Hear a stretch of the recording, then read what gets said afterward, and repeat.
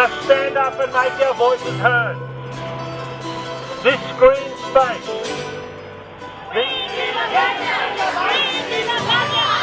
it could have an effect on their health.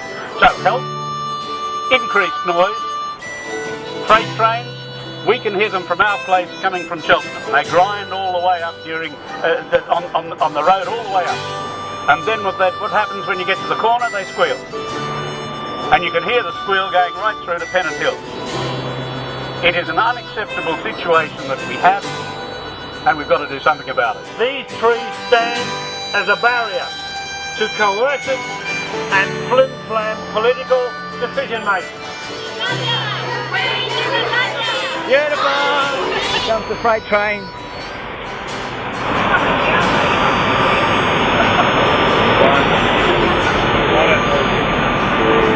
Can't hear you, John. The freight to apply by way of conditions for this. That is down to a lot of the people here today placing a lot of pressure, using a lot of credentialed people in this community to actually identify the corruption of process that took place and some of the serious engineering flaws and the serious threats to public health.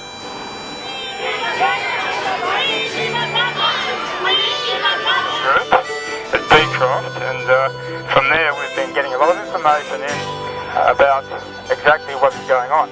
The bottom line is the process is corrupted. That's why you suddenly have a diesel freight train going to the middle of Beecroft as a main street, and it is insane, it's ill-conceived.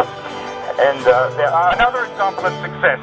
We have the New South Wales Chief Health Officer, Dr. Kerry Chance, on record writing to Railcorp and the Environmental Protection Authority Chief Executives saying, what on earth is this noise? I have received your own data and it tells me that it is twice World Health Organization levels that are safe.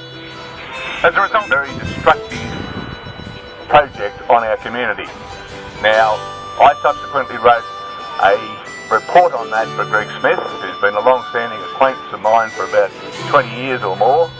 Greg then switched it on to Gladys Berejiklian, the Transport Minister, and Greg has made it quite clear that he's bound by the rules of cabinet solidarity.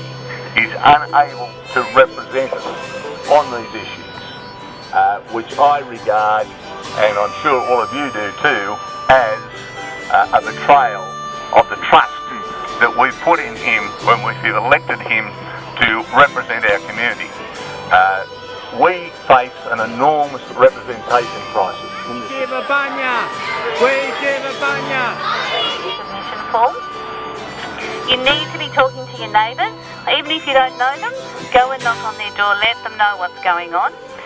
We have a Facebook page, and I know a lot of people aren't into that sort of media.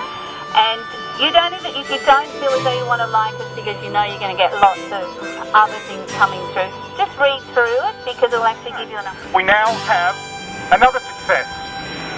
The intergovernmental group is comprising health, transport, environment and WorkCover, who are now hopefully seriously looking at this noise issue. We don't want another Bernie Banton here. We don't want to get to the stage where people are killing themselves, who are losing their sleep, their hearing, aggravating diabetes and other cardiovascular diseases. That is the consequence of perpetual loud noise. Not my opinion, the opinion of World Health Organization ceremonial axis. And I will send one each to them so that they can cut the bloody things down themselves. Yeah. We've got to get rid of these jerks. They're yanking our chains. Thank you very much. Oh, fabulous! That needs to be addressed. I think we all should be pursuing alternate options. I think it's been imposed upon us, amongst other things, on Beecroft and Cheltenham. And we've had to put up with it quite a lot over the last 4 years, which is destroying the amenity of our suburbs. We should be pursuing the best options, not just have it imposed on us. So I really support the... So obviously the young know that they're too loud. The middle-aged know that they're too loud. We have to come 4 o'clock, which was a great endorsement by the local people. and off roads, but there's a few questions which have come up today which I'd like some answers to.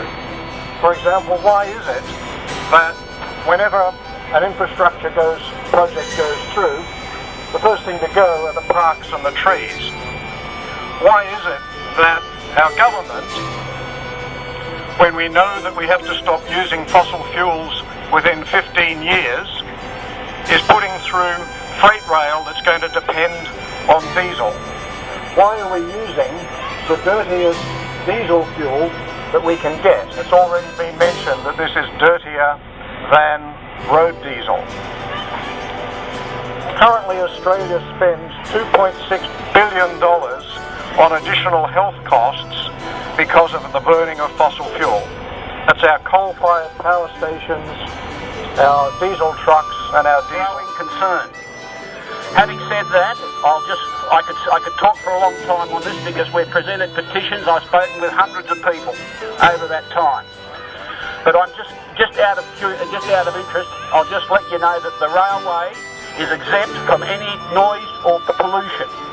Like if you have neighbourhood noise, if somebody makes noise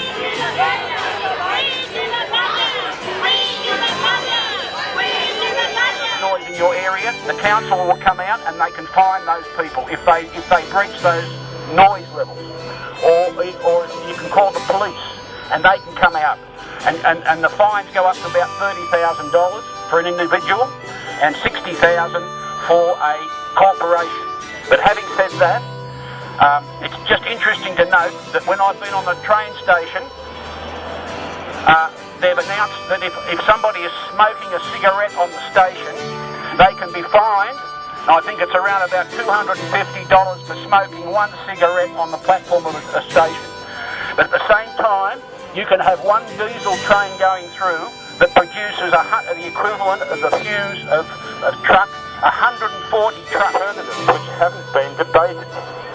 No one knows about the alternative corridor out west, with a tunnel with hybrid trains, diesel and electric in the tunnel, and it can be costed and designed, and it does not destroy and degrade communities along the corridor. Now, when I